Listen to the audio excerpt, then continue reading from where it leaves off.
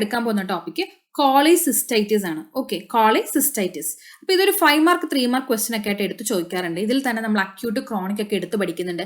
Calculus ഒക്കെ എടുത്ത് തന്നെ ചോദിക്കാറുണ്ട്. അപ്പോൾ അതുകൊണ്ട് തന്നെ one of the important portion ആണ്. ഓക്കെ, അപ്പോൾ ഞാൻ ഫസ്റ്റ് ഇവിടെ ഇൻക്ലൂഡ് ചെയ്തേക്കുന്നത് ഒരു സ്ട്രക്ചറൽ അനാറ്റമിയാണ്. അപ്പോൾ ഇവിടുത്തെ കേസിൽ നോക്കിയാൽ നമ്മുടെ ഗോൾ ബ്ലാഡർ ഉണ്ട്. ഗോൾ ബ്ലാഡറിൽ നിന്നും പുറത്തേക്ക് വരുന്ന സിസ്റ്റിക് ഡക്റ്റ്, ഇവിടെ നിന്ന് right and the left hepatic duct, അത് പിന്നീട് കോമൺ ഹെപ്പാറ്റിക് ഡക്റ്റ് ആവുന്നു. കോമൺ ഹെപ്പാറ്റിക് ഡക്റ്റും സിസ്റ്റിക് ഡക്റ്റോട് ചേർന്ന് കോമൺ ബൈൽ ഡക്റ്റ് ആവുന്നുണ്ട്. കോമൺ ബൈൽ ഡക്റ്റ് പാങ്ക്രിയാറ്റിക് ഡക്റ്റോട് ചേർന്നിട്ട് ആംപിൾ ഓഫ് വെയിറ്റിലൂടെ ഡിയോഡിനത്തിന്റെ സെക്കൻഡ് പാർട്ടിലേക്ക് ഓപ്പൺ ആവുക ചെയ്യുന്നത്. ഓക്കെ, ഇതാണ് നമ്മുടെ ബേസിക് അനാറ്റമി. അപ്പോൾ ഇവിടുത്തെ കേസിൽ ഞാൻ സിസ്റ്റിക് ഡക്റ്റിൽ കൊണ്ടുപോയി ഒരു സ്റ്റോൺ വെച്ചിട്ടുണ്ട്. അതൊരു കാൽക്കുലസ് കണ്ടീഷനിൽ വരുന്നതാണ്. അപ്പോൾ എന്ത് പറ്റും, സിസ്റ്റിക് ഡക്റ്റിൽ വന്നു കഴിഞ്ഞാൽ ഒബ്സ്ട്രക്ഷൻ ആവുന്നു, നമ്മുടെ ബൈലിന് ഇങ്ങോട്ട് പോകാൻ പറ്റാതെ ഒബ്സ്ട്രക്റ്റഡ് ആയി നിൽക്കുന്ന കണ്ടീഷനാണ്. അപ്പോൾ ഓട്ടോമാറ്റിക്കലി ബൈൽ അവിടെ കെട്ടിക്കിടക്കും, ഇൻഫ്ലമേഷൻ വരുന്നു. ശരിയല്ലേ? അപ്പോൾ അതൊരു ബേസിക് കാര്യങ്ങൾ തന്നെ നമുക്ക് ഇതിൽ നിന്ന് തന്നെ ഒരു ഫിഗറിൽ നിന്ന് തന്നെ നമുക്ക് എന്താണ് കോളിസിസ്റ്റൈറ്റിസ് എന്ന് മനസ്സിലാക്കാം. ആൻഡ് അടുത്ത ഇമ്പോർട്ടൻ്റ് ഒരു പോയിന്റ് 5F. അപ്പോൾ ഇതാണ് നമ്മുടെ ഇവിടുത്തെ കോസ്, അല്ലെങ്കിൽ നമ്മുടെ എറ്റിയോളജി പറയുമ്പോഴത്തേക്കും ഏറ്റവും കൂടുതൽ പ്രോൺ ആയിട്ടുള്ള ആൾക്കാർ ആരാണ്? ഫാറ്റ് ആയിട്ടുള്ള ആൾക്കാർ. 40 ഫീമെയിൽ ഫെർട്ടൈൽ ഫയർ. ഓക്കെ, ഈ അഞ്ച് ഫീച്ചേഴ്സ് വെച്ചിട്ടാണ് നമ്മൾ 5F എന്നുള്ള രീതിയിൽ കോളിസിസ്റ്റൈറ്റിസിലും അതേപോലെ തന്നെ കോളിലിത്യാസിസിലും നമ്മൾ പറയാറുണ്ട്. അപ്പോൾ അതുകൊണ്ട് തന്നെ 5 പോയിന്റിലും വളരെ ഇമ്പോർട്ടൻ്റ് ആണ്, നിങ്ങൾ ഓർത്ത് വെച്ചേക്കണം കേട്ടോ. ഇനി നമുക്ക് ഡെഫിനേഷൻ നോക്കാം. എന്താണ് ഡെഫിനേഷൻ ഓഫ് കോളിസിസ്റ്റൈറ്റിസ് എന്നുള്ളത് നമുക്ക് നോക്കാം. ശ്രദ്ധിച്ചോളാം. It is a inflammation of the gall bladder because of the cystic duct obstruction by a gall stone or by other cause. എന്തെങ്കിലും ഒരു കാരണത്താൽ, അല്ലെങ്കിൽ ഗോൾ സ്റ്റോൺ തന്നെ, അതുകൊണ്ട് തന്നെ ഒരു ഒബ്സ്ട്രക്ഷൻ വരുന്നു. എവിടെ? സിസ്റ്റിക് ഡക്റ്റിന് ഒബ്സ്ട്രക്ഷൻ വരുന്നു. അങ്ങനെ ഒബ്സ്ട്രക്ഷൻ വന്നിട്ട് ഗോൾ ബ്ലാഡറിൽ വരുന്ന ഇൻഫ്ലമേഷനെയാണ് നമ്മൾ കോളിസിസ്റ്റൈറ്റിസ് എന്ന് വിളിക്കുന്നത്. അപ്പോൾ പ്രൈമറി നമ്മൾ ഓർത്തിരിക്കേണ്ടതാണ് കോളിസിസ്റ്റൈറ്റിസ് ആണ്. It is inflammation of the gall bladder. അവിടെ ഇനി എന്തുകൊണ്ടാണ് വരുന്നത്? Due to the obstruction of the cystic duct. ആ കാരണം എന്തായിരിക്കും ഒബ്സ്ട്രക്ഷന്? അതൊരു സ്റ്റോൺ ആകാം, അല്ലെങ്കിൽ വേറെ എന്തെങ്കിലും ഒരു കാരണവും ആകാം. ഓക്കെ, ഇത്രയാണ് നമ്മൾ പറയുന്നത്. ഇനി ടൈപ്സ് പറയുമ്പോഴത്തേക്ക് എങ്ങനെയാ? മെയിൻ ടൈപ്സ് പറയുന്നത് കാൽക്കുലസ് എന്നും എക്കാൽക്കുലസ് എന്നും. എന്ന് വെച്ചാൽ സ്റ്റോൺ കൊണ്ടുണ്ടാവുന്നതും അല്ലെങ്കിൽ സ്റ്റോൺ അല്ലാത്ത വേറെ എന്തെങ്കിലും റീസണും. ഇനി കാൽക്കുലസ് എക്കാൽക്കുലസിൽ തന്നെ അക്യൂട്ട് ക്രോണിക് രണ്ടിനെയും തന്നെ നമ്മൾ ഡിവൈഡ് ചെയ്ത് പഠിക്കുന്നുണ്ട്. ഓക്കെ, ഇനി നമുക്ക് അതിൽ തന്നെ അക്യൂട്ട് കോളിസിസ്റ്റൈറ്റിസ് നമുക്ക് നോക്കാം. ഓക്കെ, അതാണ് നമുക്കിനി എടുത്തു നോക്കാനുള്ളത്. അതും ഒരു 5 മാർക്കിന് തന്നെ എടുത്ത് ചോദിക്കുന്നതാണ് കേട്ടോ. അപ്പോൾ ഡെഫിനേഷൻ നോക്കിക്കേ. Acute bacterial inflammation of the gall bladder with or without stone. അപ്പോൾ ഇവിടുത്തെ കേസിൽ വിത്ത് ഓർ വിത്തൗട്ട് സ്റ്റോൺ പറയുന്നുണ്ടെന്ന് വെച്ചാൽ കാൽക്കുലസ് ആകാം, കാൽക്കുലസ് ആകാം. അതിൽ തന്നെ അക്യൂട്ട് സെക്ഷനിൽ വരുമ്പോൾ എങ്ങനെയാണ്? അക്യൂട്ട് ആയിട്ടുള്ള ബാക്ടീരിയൽ ഇൻഫ്ലമേഷൻ ആണ് ഒരു കോസ് ആയിട്ട് പറയുന്നത്. ഓക്കെ, അങ്ങനെയാണെങ്കിൽ നമുക്ക് അതിന്റെ പാത്തോജനസിസ് നോക്കാം. ശ്രദ്ധിച്ചോളൂ. പാത്തോജനസിസ് പറയുമ്പോഴേ 4 ഫാക്ടേഴ്സാണ് മെയിൻലി പറയുന്നത്. ഒന്നെന്ന് പറഞ്ഞാൽ ഒബ്സ്ട്രക്ഷൻ ഓർ ദ സ്റ്റാസിസ്. അപ്പൊ തടസ്സം അവിടെ ഉണ്ടായി എന്നുള്ളതാണ് പ്രൈമറി പറയുന്ന ഒരു കാരണം. രണ്ടാമത് പറയുന്നത് കെമിക്കൽ ഇറിറ്റേഷനാണ്. ദെൻ ബാക്ടീരിയൽ ഇൻഫെക്ഷനാണ്. Then pancreatic reflux. ഓക്കെ, 4 കാര്യങ്ങൾ പ്രത്യേകം ഓർത്ത് വെച്ചോളാം. എന്തൊക്കെയാണ്?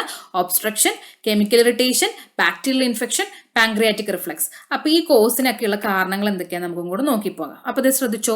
ഒബ്സ്ട്രക്ഷൻ ആണല്ലേ ആദ്യം പറയുന്നത്. 80% കോസും ബൈ കാൽക്കുലസ് ആയിരിക്കും. എന്ന് പറഞ്ഞാൽ ഒബ്സ്ട്രക്ഷൻ ഉണ്ടാവുന്നതിൽ 80% കാരണം ആരായിരിക്കും? കാൽക്കുലസ്, സ്റ്റോൺ ആണ്. ഓക്കെ, ഇനി നോൺ കാൽക്കുലസ് ആണെങ്കിൽ എങ്ങനെയായിരിക്കും? By kinking or curving of the gall bladder. ഇപ്പൊ നോൺ കാൽക്കുലസ് ആണെന്നുണ്ടെങ്കിൽ ഗോൾ ബ്ലാഡർ എന്ത് ചെയ്യണം? ഒന്നെങ്കിൽ ഇങ്ങനെ കർവ് ചെയ്തിട്ട് ആ പാത്തങ്ങ് മടങ്ങി പോവുകയൊക്കെ വേണം. ഓക്കെ, ഒരു പൈപ്പ് എടുത്തിട്ട് പൈപ്പ് ഒന്ന് ഒടിച്ചു വെച്ചാൽ എന്ത് വെള്ളം പോകത്തില്ല എന്ന് പറയണ പോലെ ആയിരിക്കും. അങ്ങനെ kinking or curving of the gall bladder ആയിരിക്കണം നോൺ കാൽക്കുലസ് ആയിട്ടുള്ള കോഴ്സ്. അതേപോലെ തന്നെ പ്രഷർ ഫ്രം അഡ്ജസൻറ്റ് സ്ട്രക്ചർ. തൊട്ടടുത്ത് കിടക്കുന്ന ഏതെങ്കിലും ഒരു സ്ട്രക്ചറിന് എൻലാർജ്മെന്റ് വന്നിട്ട് അതിനെ തുടർന്നുണ്ടാകുന്ന സിസ്റ്റിക് ഡക്റ്റിന് വല്ല കംപ്രഷനൊക്കെ വന്നു, അതിനുശേഷം ബൈല് പോവാത്ത വരുന്ന കണ്ടീഷനായിട്ട് നമുക്കും ഒബ്സ്ട്രക്ഷനെ കാൽക്കുലസ് ആയിട്ട് എടുക്കാം. ഓക്കെ, പിന്നെ ഇനി ഒബ്സ്ട്രക്ഷൻ വന്നു കഴിഞ്ഞാൽ എന്ത് പറ്റും? ബൈൽ അവിടെ കെട്ടിക്കിടക്കും. ശരിയല്ലേ? Stasis of the bile, concentration and irritation of the wall. Okay, അപ്പോൾ അവിടെ എന്ത് പറ്റും എന്ന് വെച്ചാൽ ബൈലിന് പുറത്തേക്ക് പോകാൻ പറ്റില്ല. അപ്പോൾ അവിടെ ഇരിക്കുന്ന ബൈൽ അങ്ങ് കോൺസെൻട്രേറ്റഡ് ആയിട്ട് നമ്മുടെ ഗോൾ ബ്ലാഡറിന്റെ വാളിനെ അങ്ങ് ഇറിറ്റേറ്റ് ചെയ്യാൻ തുടങ്ങും. ഇതാണ് ബേസിക് പാത്തോളജി എന്ന് പറയുന്നത്. ഓക്കെ, ഇനി നമുക്ക് രണ്ടാമത്തെ പോയിന്റ് നോക്കാം. രണ്ടാമത്തെ പോയിന്റ് എന്താ നമ്മൾ പറഞ്ഞിരുന്നത്? കെമിക്കൽ ഇറിറ്റേഷനാണ് പറഞ്ഞിരുന്നത്. ശരിയല്ലേ? Chemical irritation by concentration of the bile and erosion of the mucosa by stones. അപ്പോൾ എന്ത് ചെയ്യുന്നുണ്ട്? ഇപ്പോൾ ഈ സെയിം പറഞ്ഞ പോലെ തന്നെ ഒബ്സ്ട്രക്ഷൻ ആണെന്ന് വിചാരിക്കും. അപ്പോൾ കെമിക്കൽ ഇറിറ്റേഷൻ ഒരു കോസായിട്ടാണ് പറയുന്നത്. ഇപ്പോൾ ബൈൽ അവിടെ ഇരുന്ന് കോൺസെൻട്രേറ്റഡ് ആയി തുടങ്ങിക്കഴിഞ്ഞാൽ എന്ത് പറ്റും? മ്യൂക്കോസനെ അതിരുന്ന് ഇറോഡ് ചെയ്യാൻ തുടങ്ങും. Okay, erosion of the mucosa by stones. അവിടെ സ്റ്റോൺസ് ഇരുന്ന് കഴിഞ്ഞാൽ അത് അവിടെ ഇരുന്ന് മ്യൂക്കോസനെ ഇറോഡ് ചെയ്യാൻ തുടങ്ങും എന്നുള്ളതാണ് കെമിക്കൽ ഇറിറ്റേഷൻ പറയുന്നത്. ഓക്കെ, അടുത്ത പോയിന്റ് എന്താ നോക്കിക്കേ. ബാക്ടീരിയൽ ഇൻഫെക്ഷൻ ആണ് പറയുന്നത്. പറയുന്നത്. ബാക്ടീരിയൽ ഇൻഫെക്ഷനെ സംബന്ധിച്ചിടത്തോളം bacteria from the blood lymphatics ബൈൽഡക്റ്റിൽ നിന്നോ ലിംഫാറ്റിക്സിൽ നിന്നോ ബ്ലഡ് സപ്ലൈയിലൂടെയോ ഇവിടെ എത്തുന്ന ബാക്ടീരിയസ്. ഇറ്റ് ക്യാൻ ബി ഈക്വലായി ക്ലബ്സിയല്ല സാൽമോണല്ല. ഓക്കെ, അങ്ങനെ ബാക്ടീരിയൽ ഇൻഫെക്ഷൻ വന്നു കഴിഞ്ഞാൽ അതൊരു ഇൻഫ്ലമേറ്ററി പ്രോസസ് ആയിട്ട് മാറും.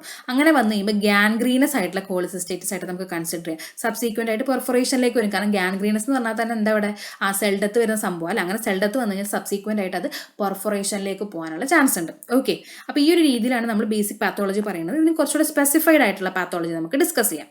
ശ്രദ്ധിച്ചോളാം.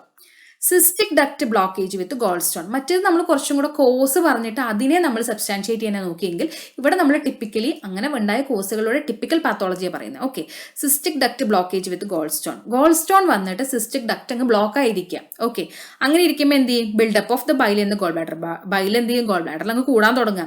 And increase of the pressure. അപ്പോൾ അകത്തിരുന്ന് ഇവർക്ക് പുറത്തേക്ക് പോകാൻ പറ്റുമ്പോൾ എന്ത് ചെയ്യും? നമ്മളിപ്പോൾ ഒരു ബലൂണകത്ത് ഇരുന്ന് കഴിയുമ്പോൾ എന്താ അതിൻ്റെ ടെൻഡൻസി എപ്പോഴും പുറത്തേക്ക് പോകാനാണ് എന്ന് പറയുന്ന പോലെ തന്നെ ആയിരിക്കും നമ്മുടെ ബൈല് ഗോൾ ബ്ലാഡറിൽ ഇരുന്നിട്ട് പുറത്തേക്ക് ഒരു ടെൻഷൻ പ്രൊവൈഡ് ചെയ്യും. Okay, right upper abdomen pain. അങ്ങനെ ഒരു ടെൻഷൻ അല്ലെങ്കിൽ ഒരു പ്രഷർ കാരണം നമുക്ക് റൈറ്റ് അപ്പർ അബ്ഡോമിന് പെയിൻ തുടങ്ങും. ഓക്കെ, അതാണ് പറയുന്നത്.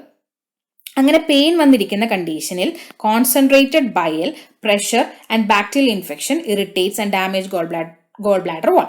എന്താ പറയുന്നത്? ഈ കോൺസെൻട്രേറ്റഡ് ആയിട്ടുള്ള ബൈൽ അവരവിടെ ഉണ്ടാക്കുന്ന പ്രഷർ, അതേപോലെ തന്നെ എവിടുന്നോ വന്ന ലിംഫാറ്റിക്സിൽ നിന്നോ ബൈൽഡക്റ്റിൽ നിന്നോ ബ്ലഡിലൂടെയോ എത്തിയ ബാക്ടീരിയൽ ഇൻഫെക്ഷൻ എന്ത് ചെയ്യും? അവിടെ ഇരുന്ന് ഇറിറ്റേഷൻ കോസ് ചെയ്യും. അങ്ങനെ വന്നു കഴിയുമ്പോൾ ഡാമേജ് ഗോൾ ബ്ലാഡറിന്റെ വാളിന് ഇതൊക്കെ കാരണത്താൽ ഡാമേജ് ഉണ്ടാവുന്നു. Inflammation and swelling of the gall bladder. അങ്ങനെ എന്തെങ്കിലും ഒരു ഇൻഫെക്ഷൻ വന്നു കഴിഞ്ഞാൽ എന്താ? ഇൻഫ്ലമേഷനായി ഗോൾ ബ്ലാഡറിൽ നിന്ന് സ്വെല്ല് ചെയ്യാൻ തുടങ്ങും. Decrease normal blood flow to the gall bladder. അതോടൊപ്പം തന്നെ ബ്ലഡ് ഫ്ലോ, നോർമൽ ആയിട്ടുള്ള ബ്ലഡ് ഫ്ലോ കുറയുകയും ചെയ്തു. ഓക്കെ, അങ്ങനെ വന്നു കഴിയുമ്പോൾ എന്ത് പറ്റും? Cell death. കാരണം എന്താ? ഓക്സിജൻ ഇല്ലല്ലോ, ഇൻഅഡിക്വേറ്റ് ഓക്സിജൻ വന്നിട്ട് സെൽ ഡെത്ത് വന്നു. ഓക്കെ, ഇതാണ് ബേസിക് പാത്തോളജി. ഇങ്ങനെ വരുമ്പോഴാണ് സെൽ ഡെത്ത് വന്നാൽ ഗാംഗ്രീൻ ആവും. അവിടുത്തെ കേസിൽ നമ്മൾ പിന്നെ കുറച്ചുകൂടെ റപ്ചർ കേസിലേക്കൊക്കെ പോകുന്നത്. ഇനി നമുക്ക് അടുത്ത ഇമ്പോർട്ടൻ്റ് ആയിട്ടുള്ള പോയിന്റ് എന്താ? ക്ലിനിക്കൽ ഫീച്ചേഴ്സ് നോക്കാം. അപ്പോൾ പ്രൈമറിലി തന്നെ ഇവിടെ വരുന്നൊരു ഫീച്ചർ എന്ന് പറഞ്ഞാൽ പെയിനാണ്. പെയിൻ എവിടെയായിരിക്കും? Severe in the right hypochondria ആയിരിക്കും. ഓക്കെ, ഗോൾ ബ്ലാഡർ ലൊക്കേഷൻ വെച്ചിട്ട് റൈറ്റ് ഹൈപ്പോകോൺട്രിയത്തിലായിരിക്കും വളരെ സിവിയർ ആയിട്ടുള്ള പെയിൻ ആയിരിക്കും. Referred back to inferior angle of the scapula or the tip of the right shoulder. അപ്പോൾ ഇവിടുത്തെ കേസിൽ ഡയഫ്രം റിലേഷൻ വെച്ചിട്ടാണ് referred back to the inferior angle of the സ്കാപ്പുലയുടെ ഇൻഫീരിയർ ആംഗിളിലേക്കും അല്ലെങ്കിൽ ടിപ്പ് ഓഫ് ദ റൈറ്റ് ഷോൾഡറിലേക്കും pain വരുന്നത്. കാരണം എന്താ? ഡയഫ്രത്തിന് ഇറിറ്റേറ്റഡ് ആവുന്നുണ്ട്. അത് ഓട്ടോമാറ്റിക്കലി ഫ്രെനിക് നെർവിന് ഇറിറ്റേഷൻ വരും, causing referred pain to the right shoulder പറയുന്നത്. പിന്നെ പറയുന്നത് എന്താ? നോസി ആൻഡ് വോമിറ്റിംഗ് വരുന്നുണ്ട്. അതൊരു റിഫ്ലക്സ് ഫിനോമിനൻ ആയിട്ടാണ്. പിന്നെ വരുന്നത് ഒരു മൈൽഡ് ജോണ്ടിസ് ആണ്. ഓക്കെ, പിന്നെ നമ്മുടെ important point the Murphy sign ആണ്.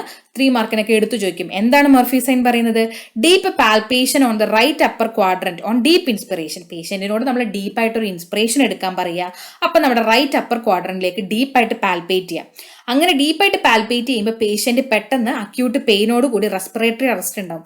അങ്ങനെ ഒരു ഫീച്ചർ പേഷ്യന്റ് കാണിച്ചു കഴിഞ്ഞാൽ ദാറ്റ് മീൻസ് എന്താണ്? അവിടെ ഒരു ടെൻഡർനെസ് ഉണ്ട് അല്ലെ, ഗോൾ ബ്ലാഡറിലേക്ക് ടച്ച് ചെയ്തു. നമ്മൾ അങ്ങനെ ഒരു deep palpation on deep inspiration നമ്മൾ ചെയ്ത് കഴിയുമ്പോൾ നമ്മുടെ വിരൽ പോയിട്ട് ഗോൾ ബ്ലാഡറിനെ ടച്ച് ചെയ്യുക. അപ്പോൾ ടെൻഡർ ആയിരിക്കുന്ന ഗോൾ ബ്ലാഡറിനെ പോയി ടച്ച് ചെയ്ത് എന്ത് പറ്റും? ഭയങ്കര സിവിയർ പെയിൻ ആയിരിക്കും. അതുകൊണ്ടാണ് അക്യൂട്ട് പെയിൻ വിത്ത് റെസ്പിറേറ്ററി അറസ്റ്റ് മർഫി സൈൻ ആയിട്ട് പറയുന്നത്. ഇപ്പോൾ ഈ കോളിലിത്യാസിസിലും കോളിസിസ്റ്റൈറ്റിസിലും ഒബ്സ്ട്രക്റ്റീവ് ജോണ്ടിസിലുള്ള കേസുകളിലെല്ലാം തന്നെ മർഫി സൈൻ പോസിറ്റീവ് ആയിട്ടാണ് കാണുന്നത്.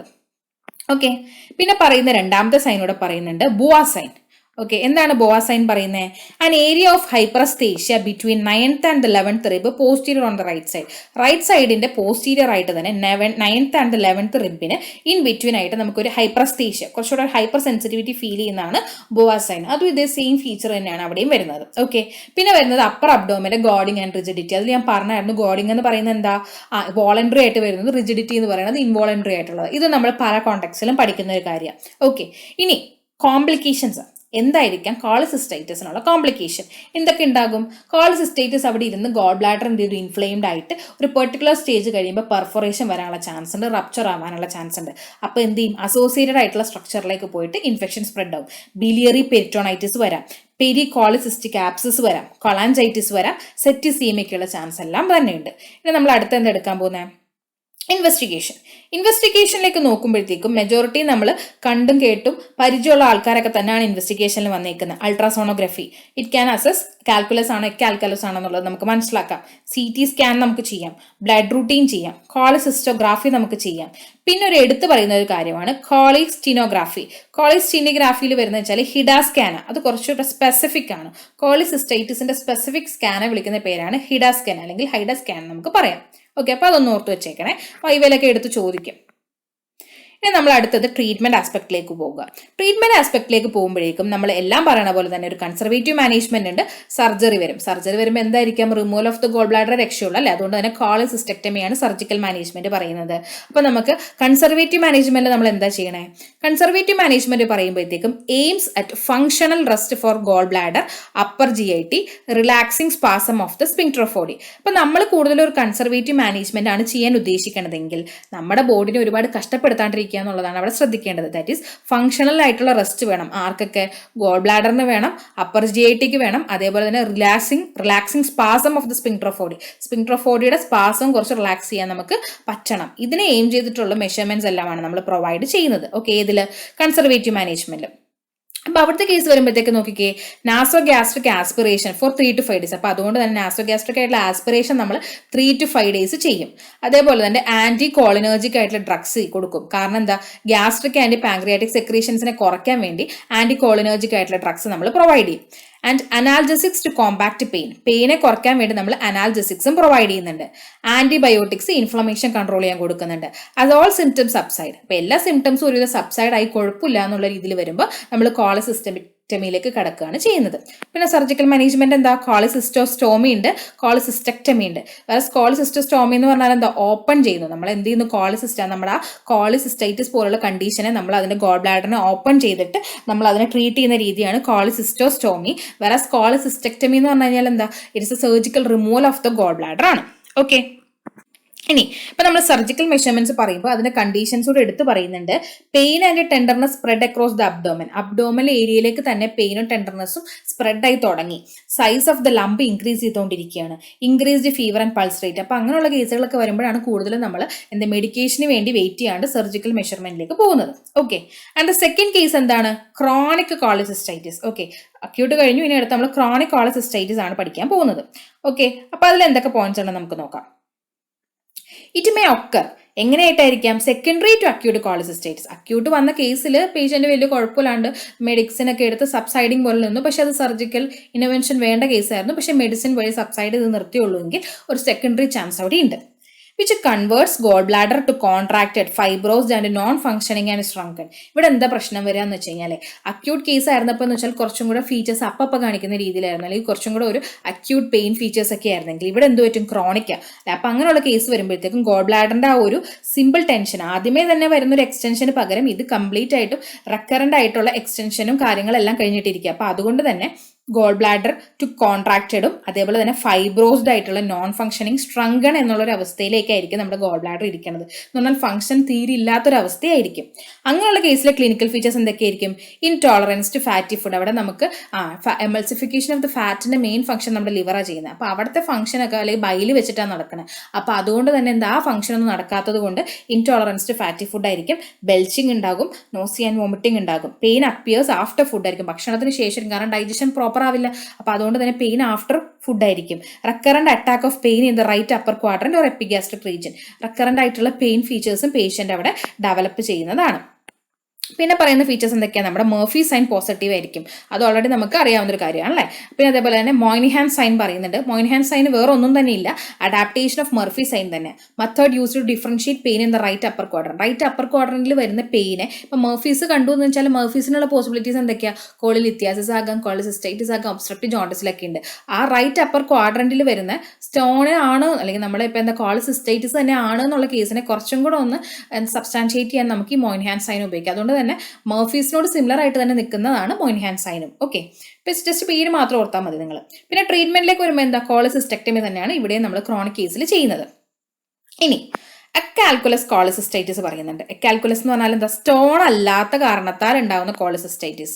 ഓക്കെ, അപ്പോൾ ഇവിടുത്തെ കേസിൽ ഇത് പറയാനുള്ള റീസൺ എന്ന് പറഞ്ഞാൽ ഒരു തവണ 5 മാർക്കിന് അക്കാൽക്കുലസ് എന്ന് പറഞ്ഞ എടുത്ത് ചോദിച്ചിട്ടുണ്ട്. അപ്പോൾ നിങ്ങൾ എന്ത് ചെയ്യും? കാൽക്കുലസിന്റെ പോയിന്റ്സ് അവിടെ എഴുതിയ കാര്യമില്ല. അപ്പോൾ അക്കാൽക്കുലസ് തന്നെ ആണെന്നുണ്ടെങ്കിൽ അങ്ങനെയുള്ള പോയിന്റ്സ് തന്നെ എഴുതണം. എന്ന് പറഞ്ഞാൽ സ്റ്റോൺ ഫീച്ചേഴ്സ് അല്ലാണ്ടുള്ള കോഴ്സുകൾ കാരണം എന്തുണ്ടാവുന്നു? കോളിസിസ്റ്റൈറ്റിസ് ഉണ്ടാവുന്നു. അതിൽ വരുന്ന എന്തൊക്കെയാന്ന് നോക്കിക്കേ, അക്യൂട്ട് കേസും ഉണ്ട്, ക്രോണിക്കും ഉണ്ട്. അപ്പൊ അതിൽ അക്യൂട്ടിന്റെ കോസസ് ആണ് ഞാൻ ഇവിടെ എഴുതിയേക്കുന്നത് സിസ് എന്നുള്ള രീതിയിൽ. ദാറ്റ് ഈസ് സ്റ്റാസിസ് വരുന്നു due to the absence of release of cholecystokinin. Okay, സാധാരണ കേസിൽ കോളിസിസ്റ്റോകൈനിൻ ചെയ്യുന്ന ഒരു കാര്യം എന്താന്ന് പറഞ്ഞാൽ causing irregular contraction of the gall bladder. എന്ത് പറ്റും, കോളിസിസ്റ്റോകൈനിൻ ആണ് പ്രോപ്പർ ആയിട്ടുള്ള ഗോൾ ബ്ലാഡറിന്റെ കോൺട്രാക്ഷനെ ഫേവർ ചെയ്തുകൊണ്ടിരുന്നത്. അപ്പം ഈ കോളിസിസ്റ്റോകൈനിന്റെ ആബ്സെൻസ് കാരണം എന്ത് പറ്റും, ഈ ഗോൾ ബ്ലാഡറിന്റെ കോൺട്രാക്ഷൻ ഇറഗുലർ ആവും. അങ്ങനെ വന്നു കഴിയുമ്പോൾ അവിടെ സ്റ്റാസിസ് വരും, ഒബ്സ്ട്രക്ഷൻ വരികയാണ് അവിടെ പ്രൈമറി കോസ്. അപ്പോൾ അവിടെ സ്റ്റോൺ അല്ലല്ലോ. ഓക്കെ, കോളിസിസ്റ്റോകൈനിന്റെ പ്രശ്നം കൊണ്ടാണ് അത് വന്നത്. രണ്ടാമത് പറയുന്നത് ഇസ്ചീമിയ പറയുന്നത്. ആൻഡ് മൂന്നാമത് പറയുന്നത് സെപ്സിസ്. ഓക്കെ, പിന്നെ തന്നെ അതേപോലെ തന്നെ പറയുന്നുണ്ട് ഓൾസോ സ്പാസം ഓഫ് ദ സ്പിങ്ട്രോഫോഡി. സ്പിങ്ട്രോഫോഡിക്ക് ഉണ്ടാകുന്ന സ്പാസം ആകാം ഇതിന് വേറൊരു കോസായിട്ട് നമുക്ക് പറയാം. ഓക്കെ, ഇത്രയും കാരണങ്ങളാൽ എന്ത് പറ്റുന്നു, എക്കാൽക്കുലസ് ഉണ്ടാവാനുള്ള ചാൻസ് പറയുന്നുണ്ട്. അതിൽ തന്നെ അക്യൂട്ട് ആയിട്ടുള്ള കേസ് ആണെങ്കിൽ നമ്മൾ എന്താ, എമർജൻസി കോളിസിസ്റ്റെക്ടമിയാണ് നമ്മൾ പറയുന്നത്. ഇനി ക്രോണിക് ആണെങ്കിൽ എന്തായിരിക്കും, ക്രോണിക്കിൽ അവർ എടുത്തു പറയുന്നുണ്ട് ഓഫൺ അസോസിയേറ്റഡ് വിത്ത് കോളിസ്റ്റിറോസിസ് ആൻഡ് അഡിനോമയോമറ്റോസിസ്. എന്താണ് ഇപ്പോൾ ഈ പേരുകളൊന്നും കേട്ട് പേടിക്കേണ്ട. കോളിസ്റ്റിറോസിസ് എന്ന് പറഞ്ഞാൽ എന്താ, സ്ട്രോബറി ഗോൾ ബ്ലാഡർ എന്ന് പറഞ്ഞാൽ ഗോൾ ബ്ലാഡർ ഇൻഫ്ലെയിംഡ് ആയിട്ട് സ്ട്രോബറി ലൈക്ക് അപ്പിയറൻസ് കാണുന്നതിനാണ് സ്ട്രോബറി ഗോൾ ബ്ലാഡർ നമ്മൾ പറയുന്നത്. ആൻഡ് അഡിനോമയോമറ്റോസിസ് എന്ന് പറഞ്ഞാൽ എന്താ, benign hyperplastic changes of the gall bladder. അപ്പോൾ ഈ രണ്ട് ഫീച്ചറോടെ ആയിരിക്കും ക്രോണിക് ആയിട്ടുള്ള എക്കാൽക്കുലസ് കോളിസിസ്റ്റൈറ്റിസിന്റെ ഫീച്ചർ. എന്താണ്, കോളിസ്റ്റിറോസിസ് എന്ന് പറഞ്ഞാൽ എന്താ, നമ്മുടെ ഗോൾ ബ്ലാഡർ നല്ല സ്ട്രോബറി പോലെ ഇരിക്കുന്ന കണ്ടീഷനും. ആൻഡ് അഡിനോമയോമറ്റോസിസ് എന്ന് പറഞ്ഞാൽ എന്താ, ബിനൈൻ ആയിട്ടുള്ള ഹൈപ്പർപ്ലാസ്റ്റിക് ഉള്ള നമ്മുടെ ഗോൾ ബ്ലാഡറിന് ഹൈപ്പർപ്ലേസി ഉണ്ടാവുന്നു, അത് പക്ഷേ ബിനൈൻ ആയിരിക്കും. ഈ ഒരു ഫീച്ചേഴ്സ്, ഈ പറയുന്ന രണ്ട് ഫീച്ചേഴ്സോടെ കണ്ടു കഴിഞ്ഞാൽ മനസ്സിലാക്കണം എക്കാൽക്കുലസ് ആയിട്ടുള്ള ക്രോണിക് കോളിസിസ്റ്റൈറ്റിസ് ആണെന്നുള്ളത്. ഇനി അവിടെ എന്താണ് അവിടെ പാത്തോളജി വരുന്നത്, due to local disturbance in the cholesterol metabolism. അവിടെ മെയിൻലി ഇങ്ങനെ ഒരു ഫീച്ചർ കാണിക്കാനുള്ള റീസൺ തന്നെ കൊളസ്ട്രോളിന്റെ മെറ്റാബോളിസത്തിന് വരുന്ന പ്രശ്നമാണ്. അതേപോലെ തന്നെ excessive abnormal absorption of cholesterol from bile by epithelial cells of the gall bladder. Gall ബ്ലാഡറിൻ്റെതായിട്ടുള്ള epithelial cells abnormal absorption of the cholesterol favour ചെയ്യുന്നുണ്ട്. അപ്പോൾ അതുകൊണ്ടൊക്കെയാണ് ഈ ക്രോണിക് കണ്ടീഷനിലേക്ക് പോയിട്ട് ഈ ഒരു ഫീച്ചേഴ്സ്, ഈ കോളിസിറോസിസും അഡിനോമയോമറ്റോസിസും പോലുള്ള ഫീച്ചേഴ്സ് ക്രോണിക് എക്കാൽക്കുലസിൽ കാണിക്കാനുള്ള ഫീച്ചർ. ഓക്കെ, അപ്പോൾ ഇവിടുത്തെ കേസിൽ നിങ്ങൾ ശ്രദ്ധിക്കേണ്ട ഒരു കാര്യം, നമ്മൾ കാൽക്കുലസ് പഠിച്ചു, എക്കാൽക്കുലസ് പഠിച്ചു. ഓക്കെ, അപ്പോൾ ഇത്രയും ഫീച്ചേഴ്സ് ഡിസ്കസ് ചെയ്യുമ്പം മെയിൻലി നമ്മൾ ഓർക്കേണ്ടത് എന്താ, കാൽക്കുലസ് ആയിട്ടുള്ള ടൈപ്പാണ്. എക്കാൽക്കുലസ് വളരെ ചാൻസ് ചോദിക്കാൻ കുറവാണ്. അപ്പോൾ നിങ്ങൾ കൂടുതലും മറ്റേതിന് ഇമ്പോർട്ടൻസ് കൊടുത്ത് തന്നെ പഠിക്കുക. എന്നെങ്കിൽ എക്കാൽക്കുലസ് വിട്ട് കളയരുത്. മെയിൻ പോയിന്റ്സ്, വളരെ പോയിന്റ്സ് കുറച്ച് തന്നെ പറഞ്ഞിട്ടുള്ളൂ, ആ പോയിന്റ്സ് എല്ലാം തന്നെ നോട്ട് ചെയ്ത് വെക്കുക. അപ്പോൾ ഇവിടുത്തെ കേസിൽ നോക്കിക്കേ, ഇത് കണ്ടല്ലോ, ഗോൾ സ്റ്റോൺ ഇവിടെ ഉണ്ട്. അതേപോലെ തന്നെ കണ്ടല്ലോ ഇവിടെ സിസ്റ്റിക് ഡക്റ്റ് വന്നപ്പോൾ സിസ്റ്റിക് ഡക്റ്റിൽ ഒബ്സ്ട്രക്ഷൻ വന്നിട്ടുണ്ട്, കോമൺ ബൈൽ ഡക്റ്റിൽ ഒബ്സ്ട്രക്ഷൻ വന്നിട്ടുണ്ട്. ഇതെല്ലാം തന്നെ ഗോൾ സ്റ്റോൺ ആണ്. ഓക്കെ, ഇവിടെയും കണ്ട് അതേപോലെ തന്നെ നമ്മളിത് ഇവിടെയും കൊണ്ടുവന്ന് ഇൻക്ലൂഡ് ചെയ്തിട്ടുണ്ട്. നമ്മുടെ ആംപുൽ ഓഫ് വീട്ടറിലേക്ക് ഓപ്പൺ ആവുന്ന സ്ഥലത്ത് ഇതുപോലെ തന്നെ വന്നിട്ട് ഒബ്സ്ട്രക്റ്റഡ് ആയി നിൽക്കുന്നത്.